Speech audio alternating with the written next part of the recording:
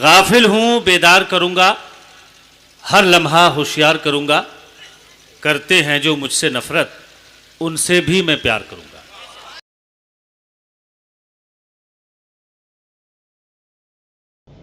भीग जाएंगी हमारी आंखें तब आप महफिल से चले जाएंगे जब, कितना सूना सा होगा ये चमन, रूठ जाएगा हमारा प्यारा मन।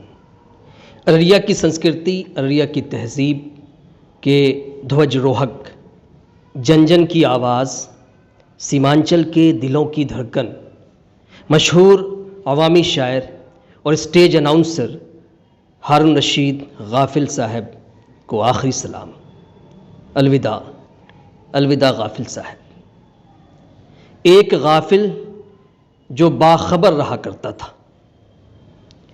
कयारी के शायर हारून रशीद गाफिल की एक पंक्ति, पढ़ेगी रज़िया पढ़ेगा हरिया, साक्षर होगा ज़िला अररिया, से सार्थक हुआ था 1999 में ज़िले में साक्षरता अभियान। ज्ञान की रोशनी जन जन तक पहुंचाने के लिए और निरक्षरों को अक्षर ज्ञान की मुख्य धारा से जोड़ने के लिए यह नारा बहुत प्रसिद्ध हुआ था। बस्ती जान मिट्टी गिरी यहाँ किसान पैदे जनाया मेजबान की रहकर बनते पकवान, तिरंग जुटती फिर सामान, तिरंग कहती कन्यादान, दही गिरी सब पटवा धान, दही गिरी सब पटवा धान। आंचलिक भाषा कुल्हैया में गाफिल साहब शेर व शायरी तैयार कर ज़िले की समस्याओं को हमेशा सामने लाते रहे। ज़िले भर में शानदार मंच उद्घोषक अनाउंसर की भूमिका निभाने वाले हारून रशीद गाफिल पेशे से अधिवक्ता और रेडियो आकाशवाणी पूर्णिया में बतौर उद्घोषक भी थे। 1980 से ही गाफिल साहब ने आंचलिक कुल्हैया शायरी को अवामी बनाना शुरू कर दिया था। 5 मई 1965 को ननिहाल बसंतपुर ककड़ुआ में आपका जन्म हुआ था।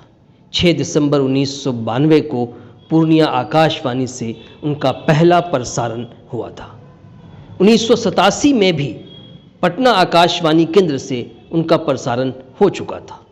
कुल्हैया शायरी को एक नया आयाम और नई पहचान दी थी गाफिल साहब ने। वो जब पढ़ते थे, 15 अगस्त के दिन हो भय अहले रंग को ई बेरबान, डूबी गिली सब पटवा धान, बकरा बकरी मेम यावे, तो ये लाइनें सुनने वालों के दिलों में उतर जाती थीं। बाढ़ की पीड़ा का ऐसा सजीव वर्णन गाफिल ही कर सकते थे।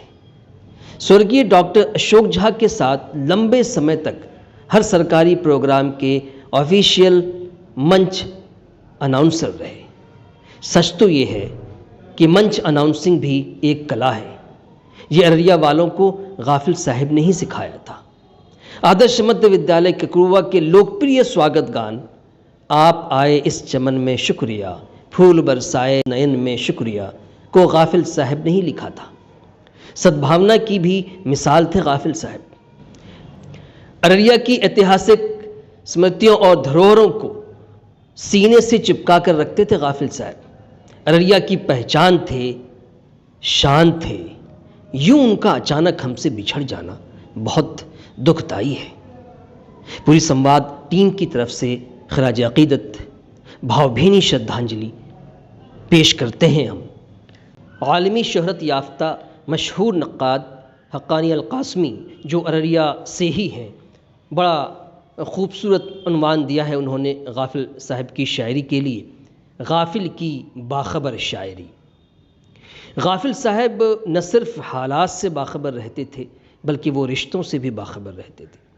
खूब निभाते थे रिश्ते, खूब बताते थे रिश्ते, और उन रिश्तों के तवस्सुत से खूब हक भी जताया करते थे। साहब अभी 3-4 दिन कबल या 5 दिन कबल कचहरी में हाँ मुलाकात हुई, वो 10 टकिया दिए ना, ठीक है। कचहरी में मिले तो एक तो गोल वाला वो जो सिक्का था 10 टकिया वाला, एकदम चमकीला 10 टकिया वो हमको दिए।